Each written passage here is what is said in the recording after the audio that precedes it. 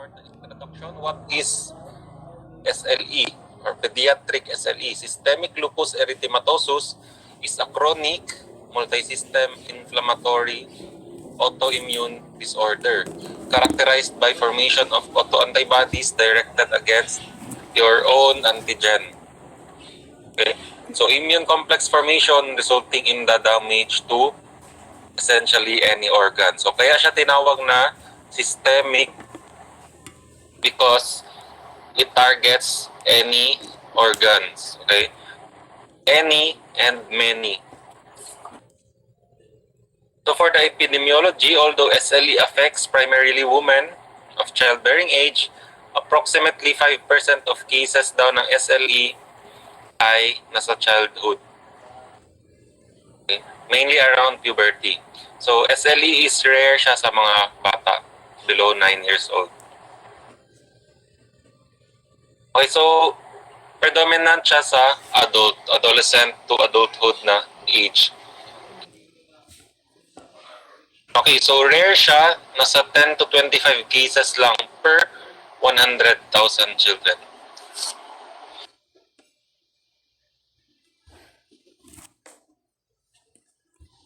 So, meron tayong mga known celebrities no with SLE. I think si Selena Gomez, meron siyang SLE.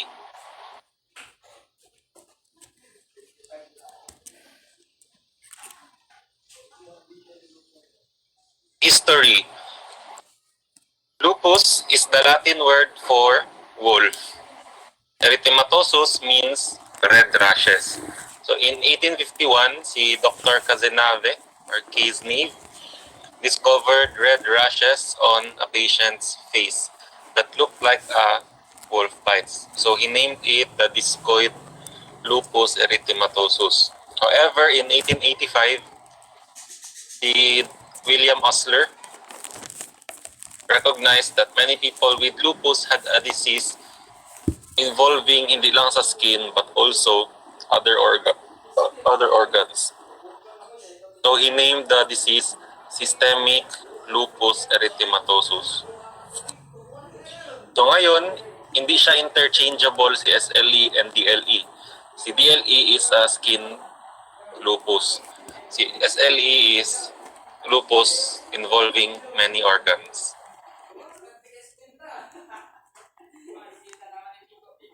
Okay. Types of lupus. First, we have the SLE. Okay, so one of the most, ito yung pinaka-common na lupus, type of lupus. Okay, so it can be mild to serious. So it affects ages 15 to 45. Usually affects.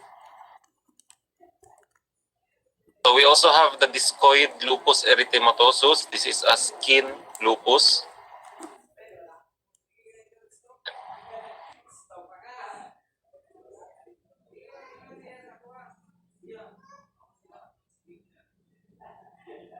Next, neonatal lupus, a rare disorder sa mga baby. Okay, so bakit? Ano bang nangyayari dito sa baby? So usually galing sa mother yung antibodies, yung auto-antibodies na napoproduce. So eventually, at birth lang affected yung baby. Pero later on in life, mawawala din naman yung symptoms. Kasi nga galing sa mother yung auto-antibodies. Yung child na yon is hindi naman siya nagpo-produce ng antibodies na sa kanya.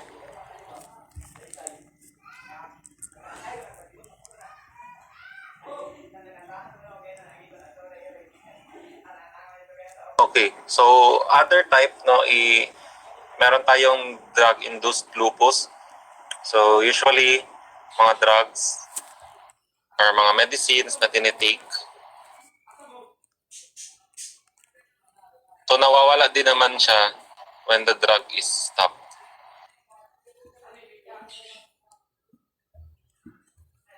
For clinical features, meron tayong iba-ibang part ng ating body or systems na affected with the lupus. We have cardiac, constitutional, ito yung mga nafe-feel natin.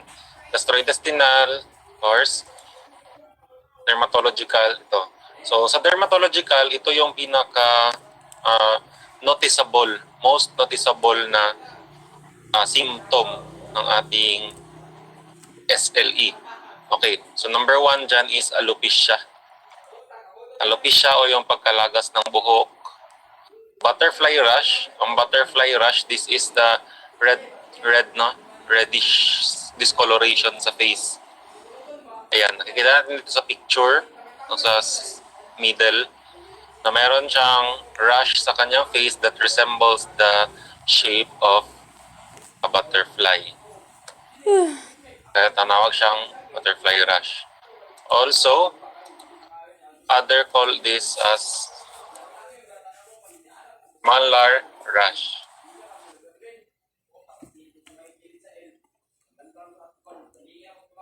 Okay, so we also have mucous membrane lesions, photosensitivity, purpura, Raynaud's phenomenon. Okay, so Raynaud's phenomenon, ito siya. Itong bluing of your fingertips. This is usually caused by antibodies, no, during cold temperature.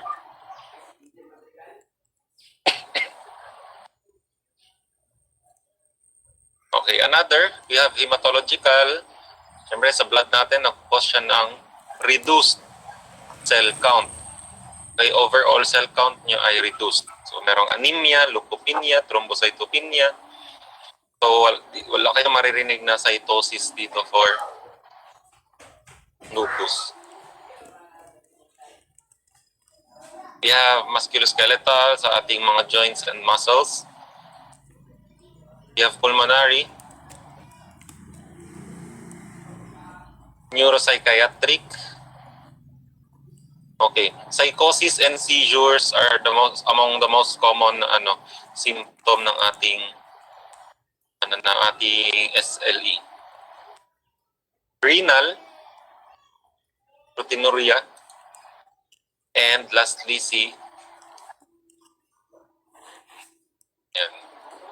reticuloendothelial.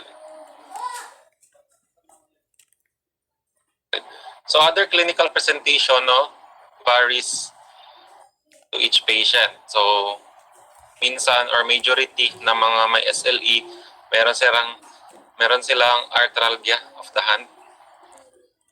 What do you mean by arthralgia? Is the pain in the joints of the hands. Okay? So, pain sa joints ng ating kamay.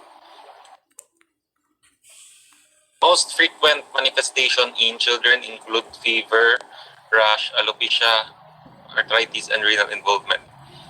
Sa adults naman,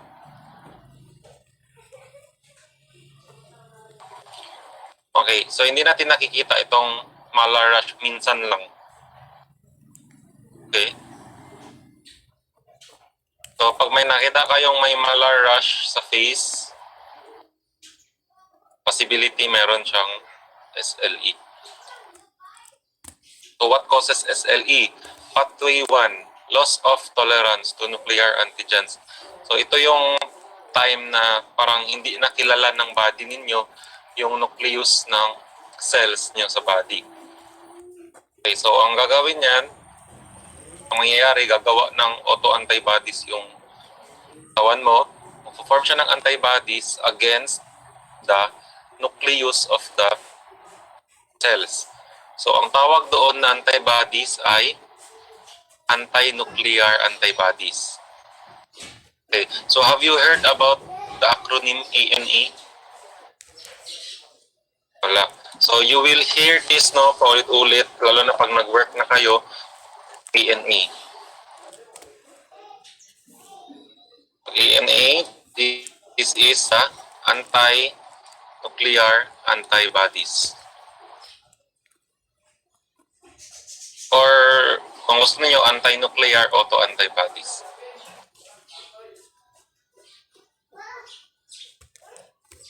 Okay, so si ANA is directed against the nucleus of your cells. Okay, so sa next, pathway 2, ayan, so dysregulation of the immune system. So nalilito na si immune system mo, atakihin niya na yung nucleus mo. And after that, organ damage na. Wave 3. So this is the last stage. So it targets your organs in the system.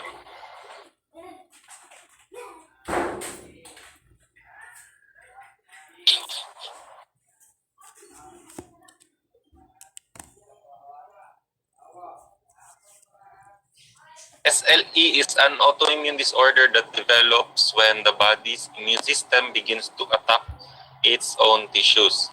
So its cause is unknown, but it is likely that combination of course, genes, environment, hormones, or toxicity possible din. This occurs through the production of autoantibodies that attack a person's own cell. So, pag inatake niya yon, magkakos ng inflammation. Magre-release ng cytokines ang inyong mga cells, and then ang mangyayari, magkakos ng inflammation. So, pag merong inflammation, merong cellular damage. So, pag may cellular damage, magkakos ng pain. So, ang most common na autoantibody is yung ANA natin.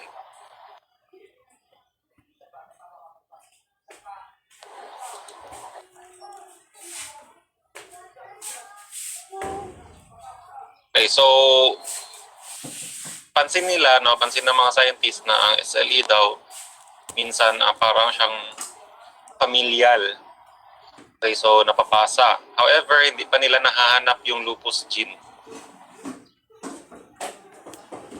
Okay, so they cannot determine if if genetic talaga. However, meron namang basis dahil it runs daw sa family. So some studies suggest na hindi lang siya isang gene, so many different genes siya yung nagkakos ng ating SLE. So some factors are sunlight, stress, drugs, and other agents such as viruses. So how do you diagnose SLE? So according to the ACR, American College of Rheumatology, dapat yung score mo is more than or equal to 4 doon sa criteria. So dapat may nakuha kang criteria. Okay, so pag more than or equal to 4 yung score mo, possible meron kang SLE. Okay, so ano ba yung mga criteria na nun? So meron kang malar rash or butterfly rash, discoid rash. This is a rash all around the body. Photosensitivity, parang purpura. Oral ulcers, arthritis, serositis, kidney disorder, neurological disorder, blood disorder, immunologic disorder, and high content of abnormal anti-nuclear antibody. Okay, so if any of these meron kang 4 or more, possible meron kang SLE.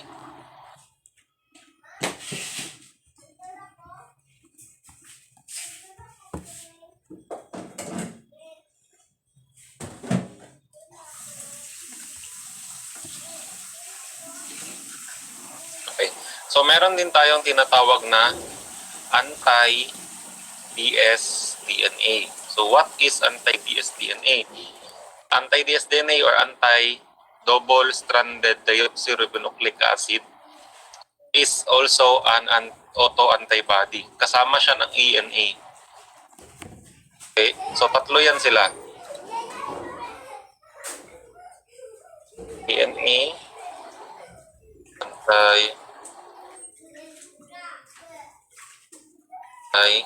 SN. Yan. So itong tatlo na ito, magkakasama yan sila during SLE attack. So this one attacks the nucleus of the cells. DNA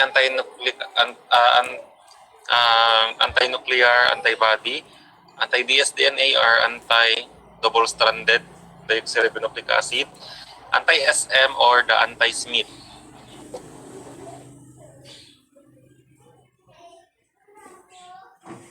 So si ANA ang pinaka-common na nag-i-increase during SLE.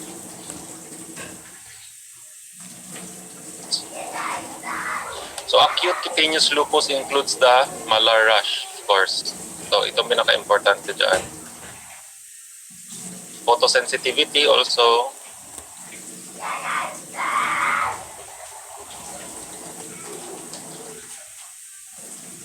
Chronic cutaneous lupus includes the discoid rash. Para siyang pabilog na rash.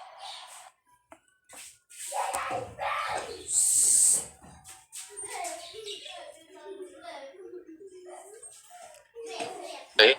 So oral ulcers, yung mga oral thrush natin, singaw, ganun.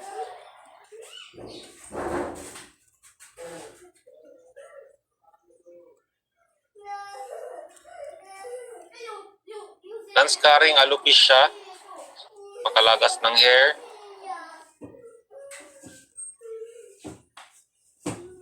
Synovitis, no? Inflammation sa inyong synovium. More than or equal to 2 bones or joints. That last at least. Ayan. Meron tayong tinatawag na morning stiffness, yung sumasakit yung ating mga joints pag morning. That usually lasts for 30 minutes. That is an indicative criteria for SLE.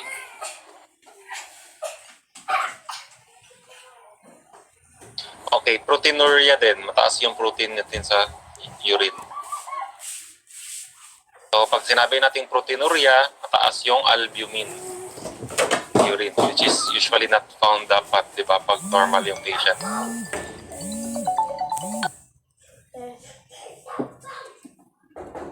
And lastly, serositis, so inflammation sa ating lungs or heart.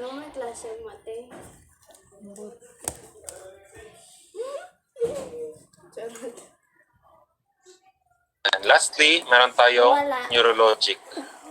Ayan, pinaka-common dyan si seizure and psychosis. Meron ding myelitis, no? Inflammation sa ating myelin sheath.